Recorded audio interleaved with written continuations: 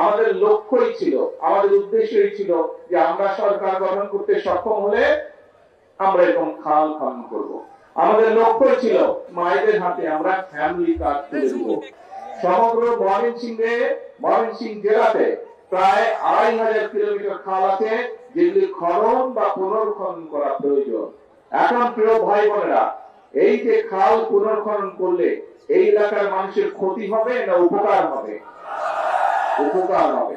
প্রিয় ভাই বোনেরা, ঠিক একইভাবে কৃষক বলুন, সাধারণ মানুষ বলুন, যাদের পাশ দিয়ে খালটা যাবে তাদের কম বেশি উপকার হবে। এই যে আপনারা যে বিএনপি কে ভোট দিয়ে সরকার গঠন করেছেন, আমাদের লক্ষ্যই ছিল, আমাদের উদ্দেশ্যই ছিল যে আমরা সরকার গঠন করতে সক্ষম হলে আমরা এরকম খাল খনন করব। আমাদের লক্ষ্য ছিল যে আমরা সরকার গঠন করতে সক্ষম হলে আমরা নারীদেরকে স্বাবলম্বী করার জন্য মায়েদের হাতে আমরা পরিবার ভিত্তিক মায়েদের হাতে আমরা ফ্যামিলি কার্ড তুলে দেব। সেটির কাজও আমরা শুরু করেছি। নিশ্চয়ই আপনারা খবরে দেখেছেন না? আমরা বলেছিলাম শুধু কৃষকদের খাল খনন নয়, কৃষকদেরকে সহযোগিতা করার জন্য, যাতে বছরে অন্তত একবার হলেও তাদেরকে সরাসরি ভাবে আমরা সহযোগিতা করতে পারি, সেই জন্য আমরা ফ্যামিলি কার্ডের মতন কৃষক ভাইদের কাছে কৃষক কার্ড দেব। সেটির কাজে আলহামদুলিল্লাহ আমরা শুরু করেছি।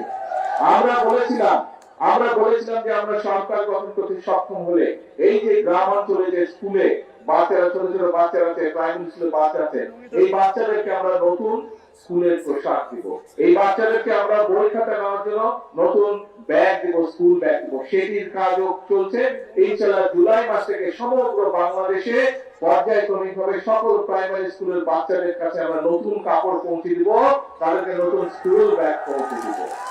প্রিয় ভাই বোনেরা, আমরা বলেছিলাম যে আমরা সরকার গঠন করতে সক্ষম হলে আমরা এই যে এলাকায় বিভিন্ন মসজিদ, মাদ্রাসা আছে, অন্য ধর্মের যে ধর্মীয় প্রতিষ্ঠান আছে, এইখানে যারা ব্যক্তি আছেন, মুসলমানের ইমাম খতিব আছেন, মসজিদ মাদ্রাসায় অন্য ধর্মের যে ধর্মীয় গুরু আছেন, তাদের জন্য আমরা সম্মানের ব্যবস্থা করব। আমরা সে কাজটি আলহামদুলিল্লাহ আল্লাহর মতে আমরা শুরু করেছি, ধীরে ধীরে আমরা নিয়ে যাচ্ছি।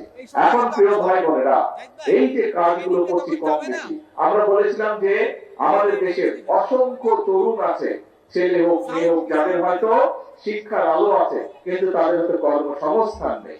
আমরা বলেছিলাম যে আমরা সরকার গঠন করতে পারলে আমরা ধীরে ধীরে আমরা সমগ্র বাংলাদেশে যে আমাদের ভোকেশনাল ইনস্টিটিউশন আছে এইগুলোকে জোরদার করব।